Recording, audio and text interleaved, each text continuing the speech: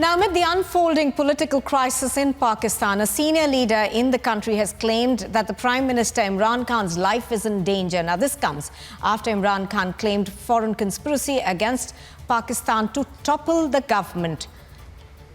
Imran Khan, of course, faces a trust vote in the assembly, and what we have seen is a lot of toing and froing as far as the numbers are concerned. We saw the MQM withdraw support, and thereafter there have also been new formations with several parties now joining opposition ranks. Now, it's not just the other parties and his allies which seem to be joining the opposition. His own people also seem to be deserting him. Let's also now go across to Khalid Jamil, who's reporting from Islamabad. Khalid, good morning. How's the day looking for Imran Khan today? Now, yesterday, we heard him talk about a foreign conspiracy to topple his government. He's seeming pretty shaky at the moment, but we are learning that there is a cabinet meeting. What is likely to be discussed in it? Yes, as per the number in the parliament, the Prime Minister has lost the majority, and the opposition now have a number of more than 190 parliamentarians in the National Assembly in support of no confidence against the Prime Minister. 177 numbers is the opposition and allied parties number, and around 15 to 17 member opposition claim that the dissented members from the PTI also will vote against the Prime Minister. So as per the into the House, the number has lost the Prime Minister.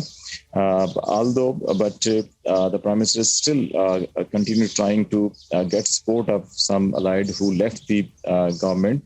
That's why he again called a political meeting of his party at 11 afternoon today. After that, there is another very important likely meeting, because the Speaker National Assembly has already sent an invitation to the parliamentary leaders of the government and the opposition parties and asked them if they've agreed, then the National Security Committee of the National Assembly will be called in camera, and the details will be discussed with all parliamentary leaders. Similarly, at 3 p.m., the joint opposition parliamentary party is going to be held under the chair of the opposition leader Shahbaz Sharif. And at 4 p.m., the National Assembly will start the proceeding to debate the no trust motion against the Prime Minister.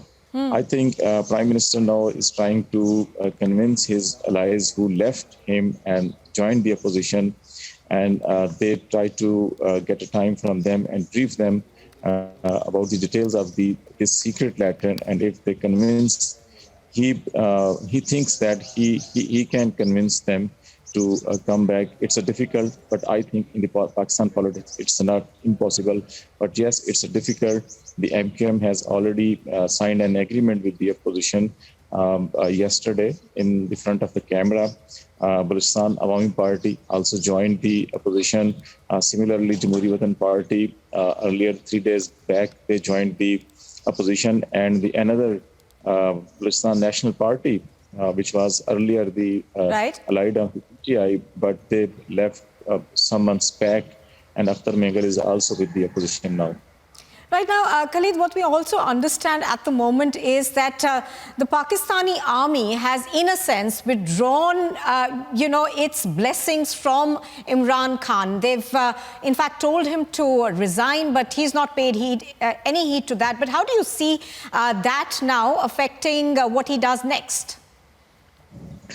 Yes, the role of the Pakistan Army is very important in current situation.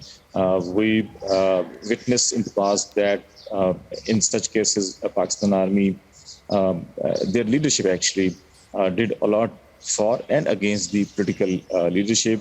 In the current scenario as well, the PTI government and cabinet member and Prime Minister also said that these all details were shared with the military chief, intelligence chief, National Security Committee members, federal committee members, and now he's looking towards them. What is their constitutional and legal responsibilities to tackle such situation there are some reservations from the opposition sides and in the political quarters that they said earlier that it might be a fake letter or ambiguous letter. But yesterday, it's very interesting that Islamabad High Court Chief Justice issued an order around the 8 p.m.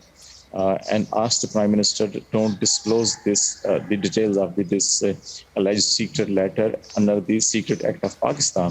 So it means there is something, and there is something a secret. So that's why the High Court intervened and issued an order to the Prime Minister. So let's see what will be the constitutional role of the institution and what they will play. It will be seen, I hope, in the next couple of days. Right, Khalid Jamil reporting from Islamabad. Thank you for bringing us all those details.